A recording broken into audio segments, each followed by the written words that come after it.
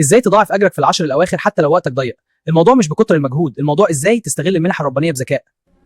عشان تطلع باقصى استفاده من الايام دي محتاج تطبق خطه العباده الذكيه. الصدقه مش بس فلوس، تصدق كل يوم ولو بمبلغ بسيط، ولو مش قادر في الصدقه ممكن تكون بالمجهود او الوقت او حتى معلومه تفيد بيها غيرك. والكلمه الطيبه صدقه. حافظ على قراءه القران يوميا، وافتكر ان سوره الاخلاص 3 مرات بتعادل ثواب قراءه القران كاملا. وبدل القراءه السريعه، جزء بسيط بحسن تدبر احسن بكثير من قراءه بدون تركيز. صلاه العشاء والفجر في جماعه بتعادل ثواب قيام الليل كله. يعني لما تصلي في المسجد انت حرفيا بتشحن رصيد كبير من الحسنات في الايام المباركه دي.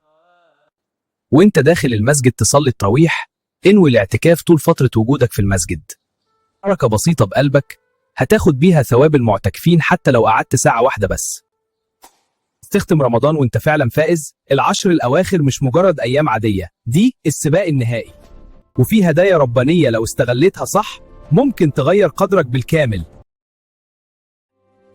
والذكاء إنك تفتح كل أبواب الخير. رمضان كريم.